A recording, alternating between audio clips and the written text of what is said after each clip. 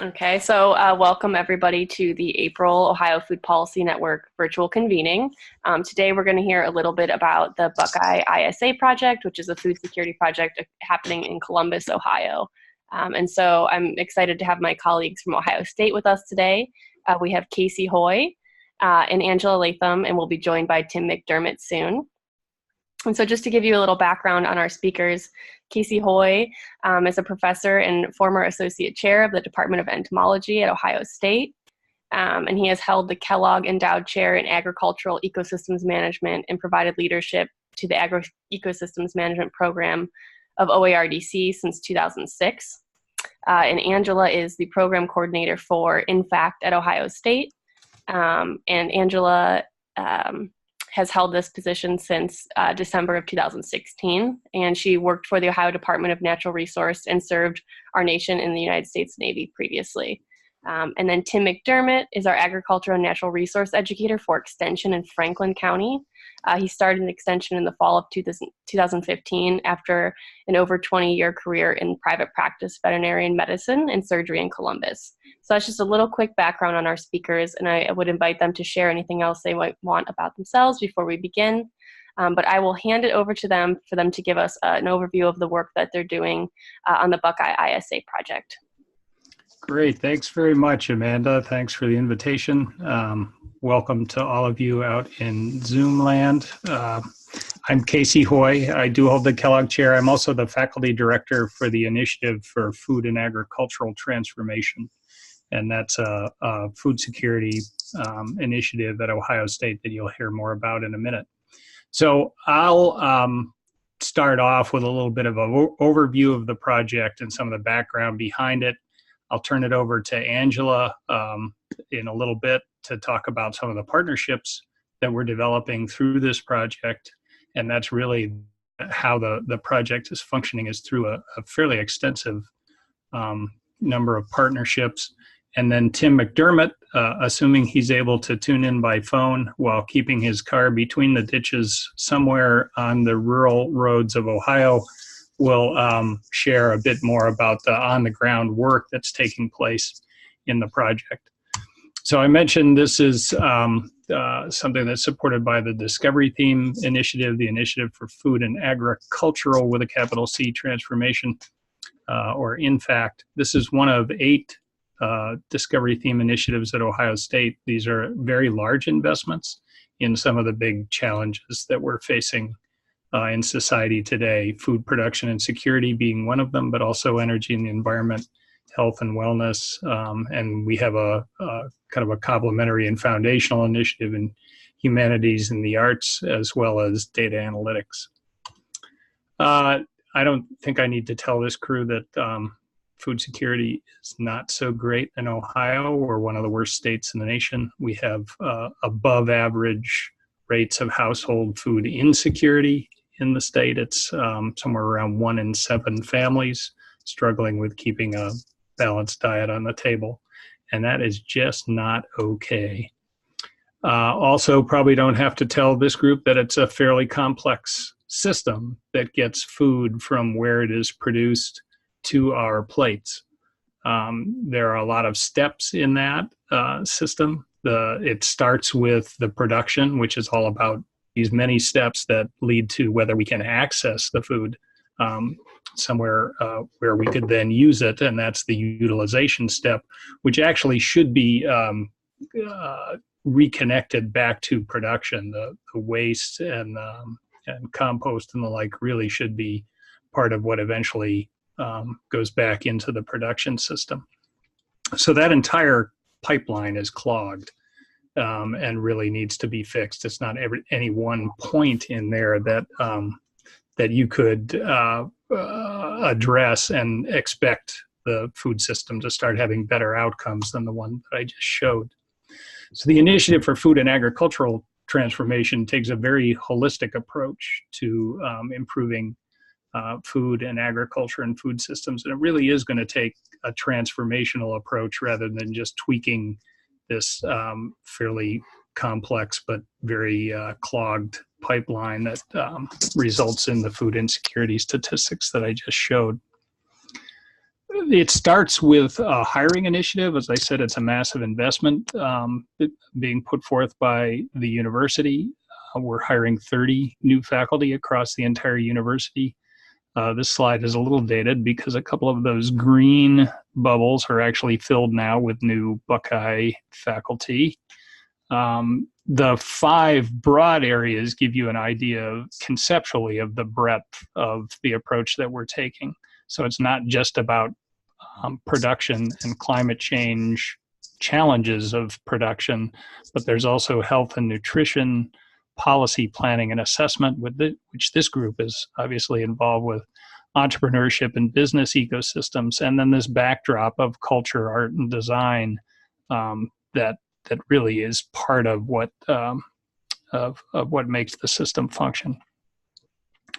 Quite a few faculty. This is actually a low count. It's from now an older annual report. So there's more than 125 faculty in 13 colleges and regional campuses that are involved and affiliated with the initiative. Even more so when we get outside of the university. So we counted 172 organizations across sectors that we're working with. If you try to total up the number of people in each of those organizations, this obviously gets very large. We prize a transdisciplinary approach, which you can find a lot of definitions of that out there. The definition that I prefer is one that goes beyond what we cover in academic disciplines. So that's the bottom 2 circles that go from innovation or humanities, the arts. Innovation is science and technology, to imagination, humanities, and the arts. All of those are still academic disciplines. It's not until you add the experience of people outside of the university and that the knowledge that brings, the different form of knowledge, and combine it with that entire spectrum of from science and technology to the humanities, that you start to approach what it would take to transform this complex system of food and agriculture. And the idea that we have, the way that we think change will occur, is that there is knowledge and experience and solutions that are out there in the community. And what we can do as a university is fuel that. And it's when that support from the university comes together with the ideas and the people out in the community that are making things happen that we start to get culture change. So we see InFACT very much as a network organization, and this actually is a diagram of the Ohio Food Policy Network. If you haven't seen it, it's in a report put together by Jill Clark et al.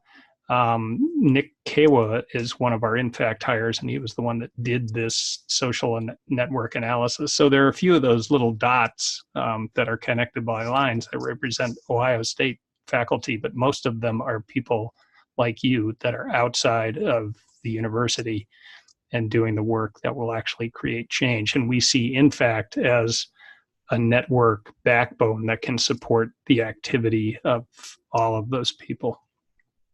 So on to the Buckeye ISA and where this came from, a little bit of the backstory. We have a number of sustainability goals at Ohio State, and one of them in particular is increase production and purchase of locally and sustainably sourced food to 40% by 2025. That's actually published on the Ohio State website, endorsed by the president and provost, probably without really realizing how challenging that is to get to 40% of our food locally and sustainably sourced. We have a panel that's worked on defining what we mean by local and sustainable. That's coming along. There's a set of recommendations that have been given to the president and provost that can be acted on by the university. But where this Buckeye ISA project came from is looking at what that means in terms of the amount of economic opportunity that the university is pointing towards Ohio with that local and sustainable part. It's somewhere in the neighborhood of $11 million per year. If you look at what the Ohio State University spends on food, which is a tremendous amount of economic pull.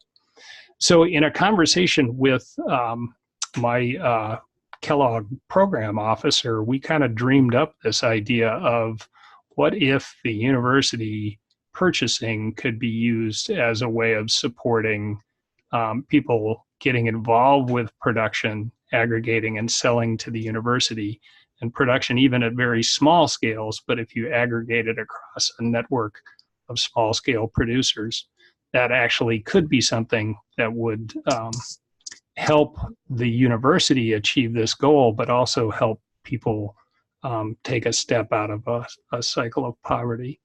So this became a grant from the Kellogg Foundation to Ohio State University. I'm the PI. Angela is the program coordinator, and Tim McDermott, who you'll hear from in a little bit, is a person that's doing a lot of the work on the ground in Franklin County. The idea is, again, supporting a network of very small scale producers in economically disadvantaged neighborhoods, neighborhoods of color, with at least one child in the household 8 years of age or under. And that's a focus of the Kellogg Foundation, is support for youth at risk, and particularly very young children. So the idea is to support that network of small scale producers with what they need in terms of training and assistance with the production side as well as the business side in producing for sale. No illusions that this is going to create any sort of full-time livelihood, but the hope is that it produces enough in sales for each individual households to make it worth doing the work. It's some cash that's coming in that's not there now, plus the diet in the home improves, and for those children that are part of the homes improves. So what's interesting to me is that there are elements of this project that touch on all of those major hiring areas that we've been using in InFACT. So let's take a look at how that works. First of all, there is a production aspect to this. This is taking place at very small scales, and in places where production for sale is not currently taking place. So that's adding to diversity and resilience in Ohio food production. There's a policy piece to this, which this group should be interested in. The City of Columbus and Franklin County have a local food action plan. Brian Estabrook, who's the county representative kind of leading the implementation of that plan, has gone through the ISA proposal and suggested that it covers about 9 of the different areas of that local food action plan. There's a business side to this, in that we would hope that the participants in this project eventually become a user or a participant-owned business that can then continue to sell to Ohio State into the future, as well as other institutions. There's obviously a part of this that affects the social fabric in the communities where the work is taking place. So these kids are outside of the Charles Nabrett Memorial Garden over on the east side of Columbus. It's very connected with the Apostolic Church, and this garden is right on the ground. So it really does get into the social institutions that are in the networks in which we're working. And then the end game, again, is to support the children in the households that are participating and improve their lives and their health and their diet.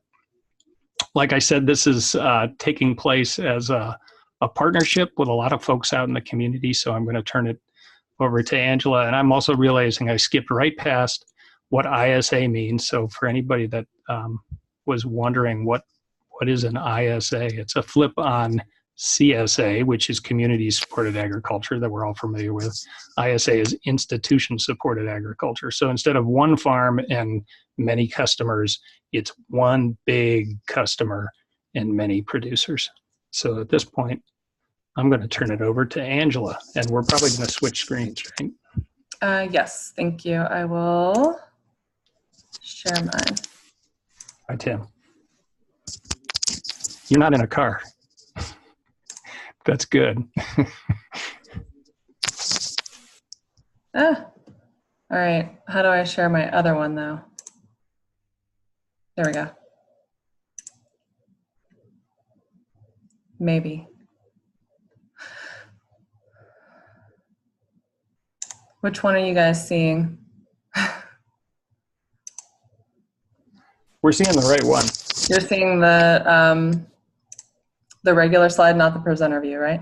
Correct. Okay, just making sure. Okay, as Casey mentioned, I'm Angela Latham, and I'm the program coordinator for the Buckeye ISA project. And through this project, we have worked and forged partnerships with several different nonprofit organizations. And it's not working.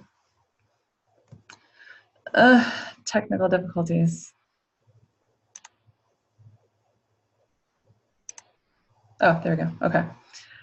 With several different nonprofit organizations and government entities, and as well as private companies. And whether it's been donations or actual funding, and as Casey mentioned, the original grant was just for $750,000. So this is pretty significant work with our partners. There are a few partnerships I really wanted to highlight for this project. And the best way to think about it is the different buckets in the project. So there are 4 different buckets. The first one consists of our community partners that we're working with to recruit and mentor the families that want to be involved or would benefit from being involved in the project. And these organizations are working in 7 different communities around Central Ohio and then along the Route 33 corridor. So, Franklinton Farms is working in the Franklinton area. We have the Charles Madison Neighborhood Memorial Garden focusing on the east side, as well as A&L After School Literacy Plus Institute, also working on the east side. Local Matters is working in the Wyland Park area, and they are actually partnering with the Godman Guild, which is providing community gardening space for families to grow. Greater Columbus Growing Coalition is working in the Linden area, and Parsons Area Merchants Association is working on the south side of Columbus. And then Rural Action is working along the Route 33 corridor and in the Chester Hill area, and mainly working with more rural Amish farmers in the community. So another bucket is the business team, and this team is Bryn Bird from Birds Haven Farm, and then also Charles Neighborhood from the Greater Columbus Growing Coalition. And what this team is doing is working logistically to aggregate and transport produce that is being grown by all the participating families to dining services at OSU. So as you can imagine, all of these communities are different. Some families are growing in their own backyard. Some families just maybe have, a container on their porch, whereas others are growing at community spaces at Franklinton Farms and with Local Matters. So aggregating all of this product and figuring out a way to get it easily into a dining hall at OSU takes a bit of work. And we were able to make 2 successful deliveries to Traditions at Scott Dining Hall on North Campus last year of over 800 pounds of produce. So we are starting slow, but starting. The third bucket is we're working with Nationwide Children's Hospital, and they are providing biometric screening for the families involved in the project. So looking at screening before and after being involved in the project to see if there are any increased health indicators from more consumption of fresh fruit and produce from the families. Because selling to OSU is not a requirement to be a part of the project. If the families want to do that, then that's great. If they would prefer to just grow produce and either sell to a different market, like a farmer's market, or just consume all the produce in their own homes, that's great as well. And then the fourth bucket is we're partnering with OSU Extension, with Tim McDermott and Mike Hogan, to provide training for all of the participant families. So at this point, I will turn it over to Tim so that he can tell you exactly how he is doing that. Let me stop sharing. Okay. All right. Wish me luck on on this one. Okay, better luck than I had. Good luck, Tim. Thanks, Casey. Thanks, Casey, and thanks, Angela, and thanks, Amanda, for having me. I want to start by just introducing a little bit of what I do with Extension, because there might be some listeners that they're not familiar with what Extension is. And what Extension is the outreach arm of the university. So I work in the program area, agriculture and natural resources. We also have a community development arm, a family and consumer sciences arm, and then our youth leadership is 4-H, which is where a lot of folks are familiar with us. And so this is a great slide to show you, because I got a text from Angela earlier. We have signed up in 2018. We had 31 families, and these are the 6 locations in central Ohio with the arrow pointing down towards the Buckeye 33 in the Athens-Morgan County area. But as of earlier yesterday, we had 64 families total signed up, so we've more than doubled the amount of families participating in the program. And then when I was teaching in Linden last night, integrated pest management, I know of at least 2 more families that signed up, and the biometrics crew was there taking measurements on some of the youth. And so the nice thing that I've noticed so far is the momentum for this project has really continued and built on what we accomplished last year. So a lot of what we're going to talk about is data that we used from 2018, and I'll update it where we're seeing some updates. When I was brought into Franklin County, and I am pretty sure that I was focally brought into Franklin County to take the leadership of the educational component of this program, one of the very first things that I was done was I was given the parameters of the grant. And what I noticed is since we were having these different community liaisons in different neighborhoods, I figured that the best way that would meet the individual assessments of the liaisons in the neighborhoods was to meet with them individually to find out a little about them, how they grow, because they are boots on the ground in these specific neighborhoods, and they are interacting with people that they know. And we wanted to make sure that we were going to address not only their skill levels. Most folks that we have enrolled in the program are beginners to intermediate growers, although we do have some seasoned backyard or community garden growers. But we wanted to make sure that we were going to address the challenges that they would have besides knowledge in materials or in a growing location space. And so the very first couple of months of this project was just sitting down and getting to know the community liaisons and developing relationships with them so that we would be able to personalize all of our various inputs and assets to the individual neighborhoods. Infrastructure needs were a tremendous thing. Most of the families were growing in locations they did not have tools. They often did not have a good piece of tillable ground that they could do. And in order for them to be successful and to do what we wanted to do with the program was to not only have institutional sales to Ohio State University, but to enable these family farmers to grow to provide fresh local food into their own family food security. We needed to make sure that we provided them not only seeds and plants, but the ability to take those seeds and grow their own transplants so that they could grow throughout the year to maintain that constant source of produce. Materials assistance is very important too, because a lot of these folks do not have the necessary materials in order to produce their own food. And as we went through the needs assessment and as we met with community liaisons and as we met with families, what we realized pretty early on was each family situation was unique. And as Angela had mentioned, there's a number of families that they might be in a rental unit and their amount of sunlight is limited to a front porch or a back porch or a little bit of space in the backyard, or they were not necessarily allowed to dig into the ground, but we could assist them with container gardening, and that was an added piece of the educational curriculum. We added tool sets and we added seeds. We taught seed starting classes so that the family farmers would be able to grow their own produce. We put gardens in multiple different locations throughout the 6 neighborhoods.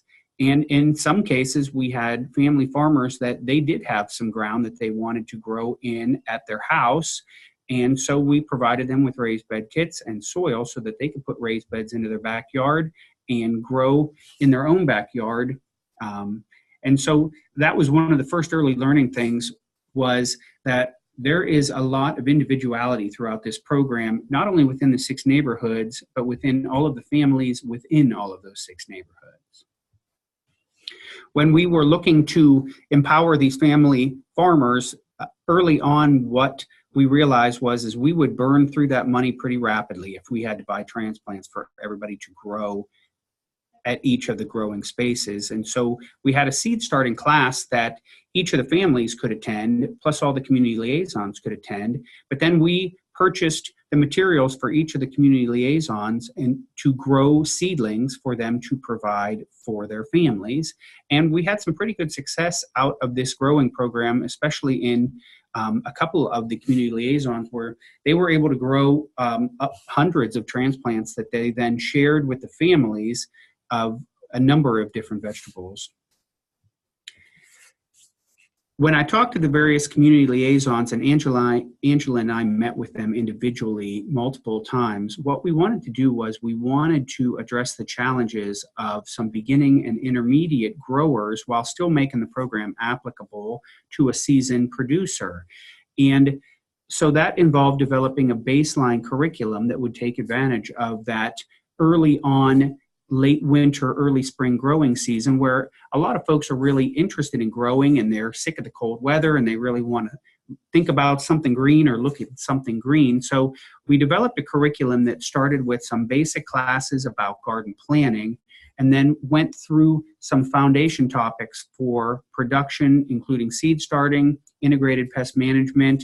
Based on feedback from the community liaisons, we added container gardening, and we've added a couple other classes, and all of our curriculum ideas were sourced through the community liaisons based on their need assessments that they did with their families, as well as building on each other a foundation of knowledge for each of the family farmers to use to become production growers.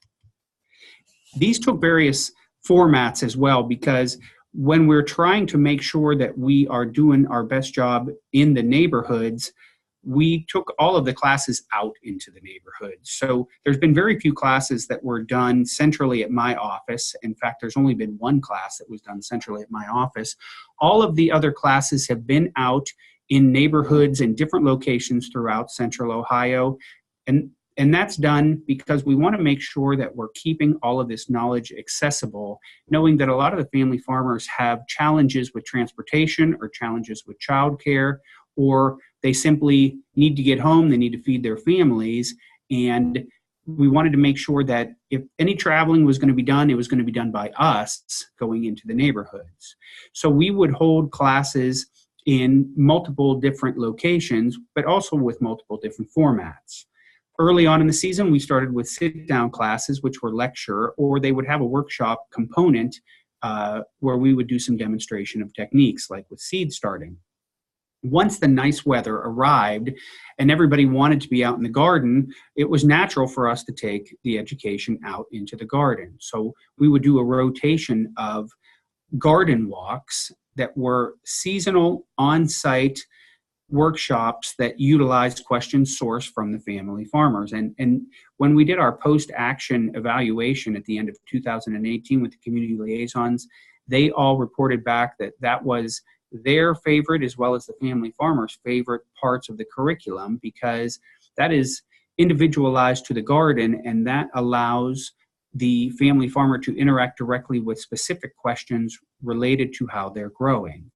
This year, we are finishing up right now with the production classes in the lecture format inside and the workshop format that way. And we will be starting outdoors in the next couple of weeks, with all the rest of the classes being in various community gardens or backyard locations or urban farms located throughout the city, not only in the 6 neighborhoods, but in some other neighborhoods that will have good location where multiple different communities can attend, where it minimizes their driving and utilizes some new partnerships with other cities in Central Ohio, like Grandview Heights and City of Bexley. knowing that not all of the people were going to be able to attend all the classes, and knowing that we wanted to make sure that we covered all of the different ways people learned, a website was created, and that was created to host all the content that we would develop as we went through this program, but also to be a events list so that we could have this shared through multiple different formats, not only with printed handouts where we would give out of classes, but through digital marketing and social media.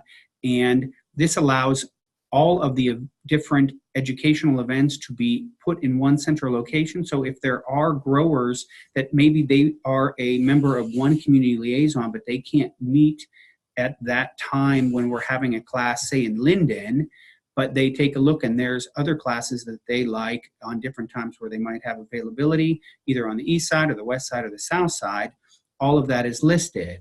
And then what this also allows is when there's specific educational information related to Central Ohio growing topics like soil temperatures or what to plant now or weather reports. So planning can be implemented so that the family farmers know what to expect in the timing of their produce. This is a way that we can stay connected with the family farmers where they can go to this website, and if they had some questions after a class, they can read through the notes, or they can read through the fact sheets that were added to this, or they can read through the article where I discussed what we would discuss in class. And then once we got to the garden walks, things really got a lot of fun, because a garden walk where you can get out on a nice day and the kids can come and they can run around and play and people are actually getting dirty, and you get to address very specific questions from the actual growers regarding what is this bug, or what is this weed, or what is this disease, or what's the best thing that I would plant after this. And you really get to know not only the community liaisons, but you get to know the individual participants and the family farmers. And in fact, one of my favorite classes that we had last year was hosted, and the picture is the tall, skinny picture on the left, at the White Davis house. They have a beautiful backyard. They're ISA participants, and they have been growing vegetables in their backyard. They hosted a fall garden walk with an end of season wrap up to address the questions that folks had in preparing their garden for the winter. And at that class, there was probably 20 people, and they had snacks and hot cocoa, and kids were running around, and we were able to walk through where they have their growing spaces, and they got to ask questions, and people got to ask questions of them as well. I partnered with City of Grandview Heights last year to do some demonstration plots for cover crops. This is a agriculture production technique that is applicable for not only traditional agriculture or urban agriculture, but it is one of the mechanisms of improving soil health.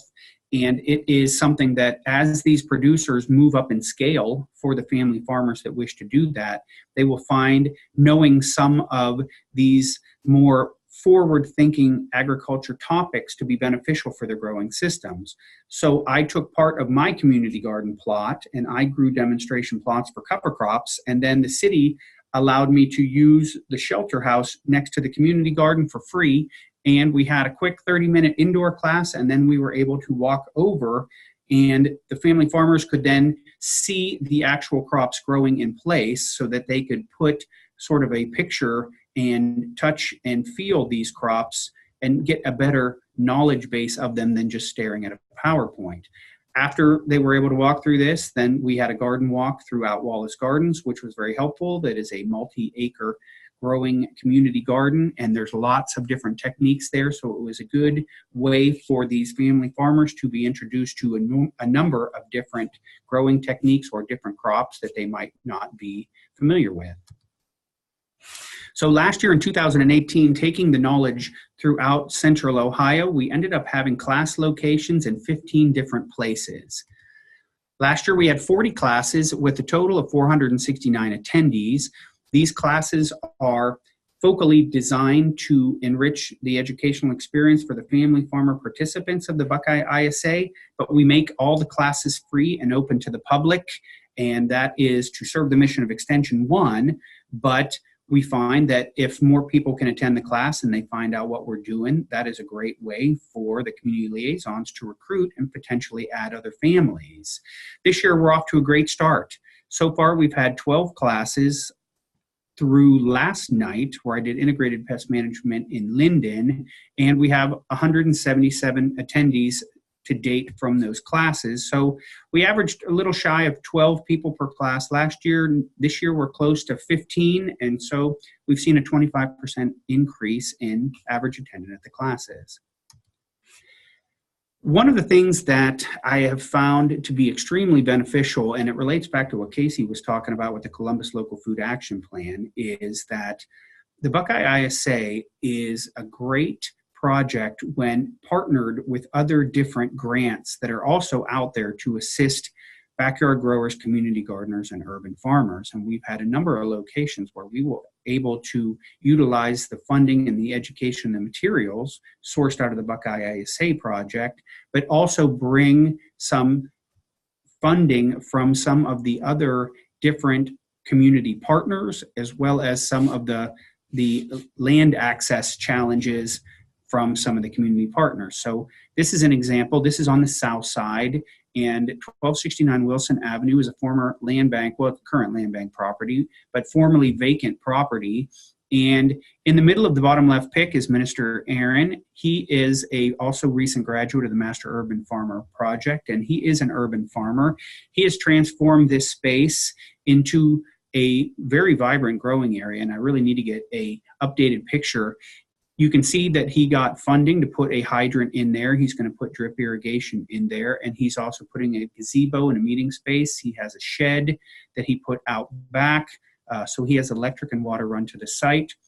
And he also has a separate location right down the street that was another corner land bank property at 1200 Wilson, about 2 blocks up, where we also were able to use Buckeye ISA funding, Mid-Ohio Food Bank Urban Ag Grant funding on a Columbus land bank property. And just this year, Minister Aaron was able to source the funding to put a high tunnel on this property. So he is using the grant knowledge and grant materials, partnering that with other assets available in the community that have similar goals from our partners, and he is transforming himself into an urban farm. Last year, he produced over 600 pounds from basically nothing the year before that he radiates out into his community. And so he will continue to be supported by this project. An interesting partnership on the east side developed here at Shepard Community Garden. And this is one where we've had Buckeye ISA funding, as well as funding through other City of Columbus and Franklin County entities. And then I was able to hook the community liaison, Dr. Nancy Hill-McClary, up with a horticulture and crop science professor for her capstone class. And this is another one that I wish I would have updated the pictures. On these pictures, you can see that while this used to be a vibrant community garden several years ago, it had started to deteriorate and weeds had started to take over. And the students' project, and these are all students that have various different majors in horticulture and crop science, they evaluated this. Dr. Nancy listened to their proposals, and they developed a proposal to revitalize this, where the final reveal is going to be this week upcoming. And it's already generated a lot of interest in this community, which has a lot of seniors and a lot of children. And this is a prominent location in the community that they use for a meeting space and soon to be ISA family growing space. So we learned some lessons last year, and we took a lot of feedback from the family farmers and from the community liaisons about what works and what doesn't, and we're using that to guide our current 2019 plans. A lot of it is simply building on what we did last year. We've added some new classes where, as last year, maybe we talked about seed starting in a general way. This year, we talk about seed starting, and we focally target the vegetables that Ohio State is going to purchase so that the family farmers have scaled up their knowledge with those particular crops, which will allow them to sell and not only produce food for their family, but produce a little bit of income from their family. The garden walks were a hit. We will continue those and increase those, and in fact, try to increase those in different locations. And what we're doing is we're contacting people at different community gardens in the city where we don't have an ISA family currently, but we're trying to find if we can be hosted at those community gardens for a garden walk.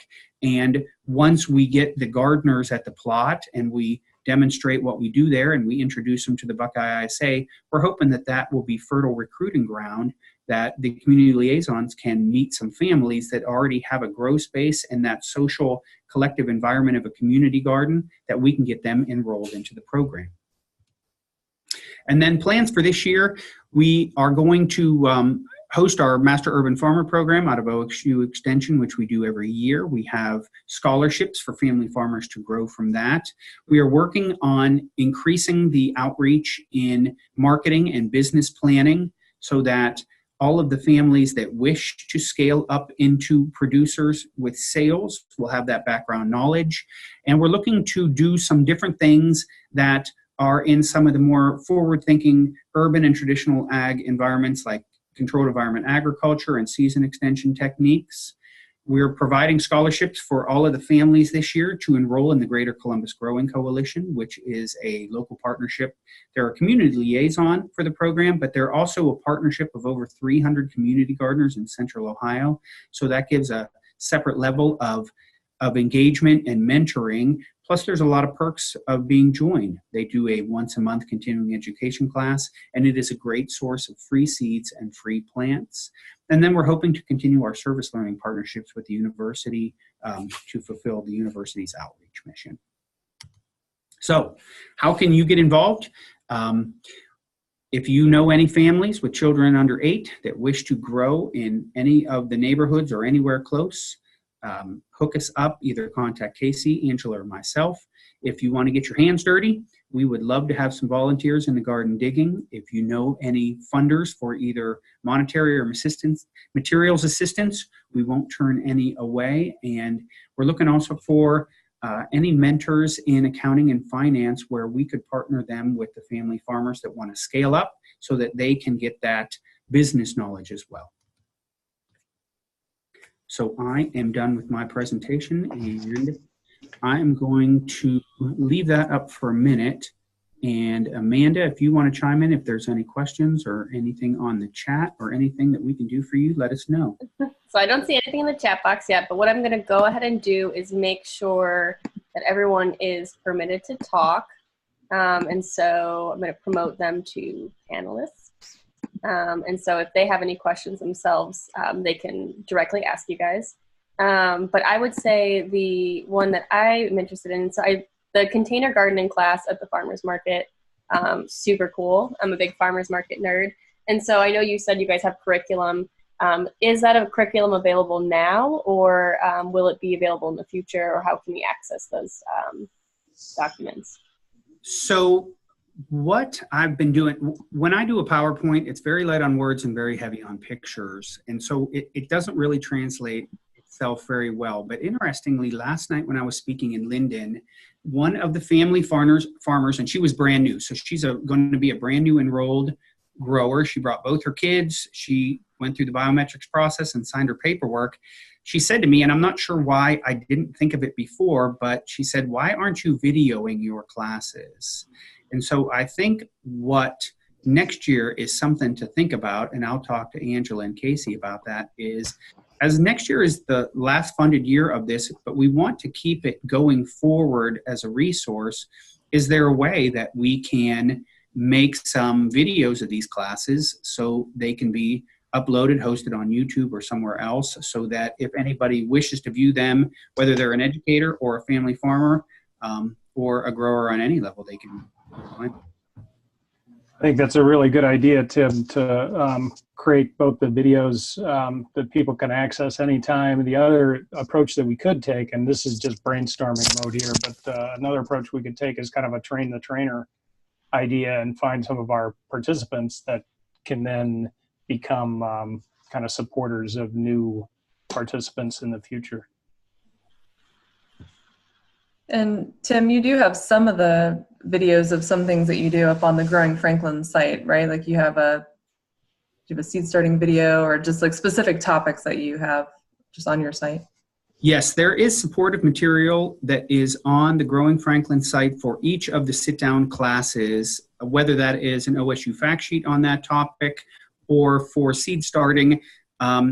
It didn't really lend itself to figuring out how to do that technique from just reading about it on a paper. So I went in on a weekend and videotaped the transplanting process, and then uploaded that and hosted that onto Growing Franklin. So there is supportive material for each class, excepting actually container gardening. I need to upload the Ohio State fact sheet on that one. But we want to keep making sure that we increase the amount of content to support the family farmers. And so that's good feedback, Amanda, to get going on that. I also have one other question, which I may have missed this in the beginning because I stepped away. How long is the grant funding you have for this program? So how many years or how many months are you guys envisioning doing this work? The grant was for 3 years. We actually spent the very first year building the partnerships, which ideally would have been done before the proposal was even written, but that's not quite the way the Kellogg Foundation operates all the time. So we spent the first year just building, the partnerships the right way, and then we'll have an extension to the grant. So it'll be actually running the growing seasons of 2018, 2019, and 2020. And then the hope is that what we're putting in place here is a network of participants that want to keep doing this, and will organize to be able to continue doing that. And I'll also add to that, so the grant, it isn't all just going to OSU. So the partners, the community liaisons, and those 4 buckets that I mentioned are actually receiving direct support from grant funding. So instead of hiring additional OSU staff to complete these grant deliverables, we decided to kind of turn that funding out into the community partners. And we've got great partners in the community. I see Sarah Lenke has been on, and Sarah, we really appreciate the collaboration with Mid-Ohio Food Bank and Urban Farms of Central Ohio, and the USDA grant that you've had that's helped some of the participants already with some of their equipment.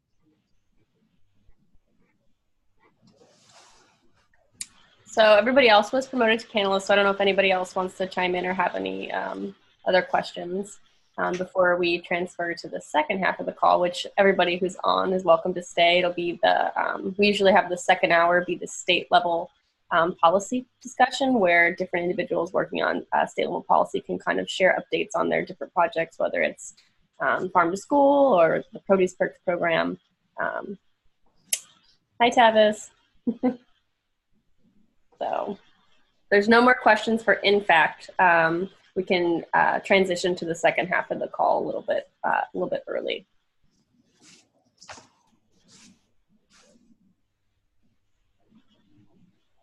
Okay, it sounds like maybe we're wrapped up. So I'll stop recording now. And thank you for everyone who joined. And this will be sent out through listserv and archived on the website.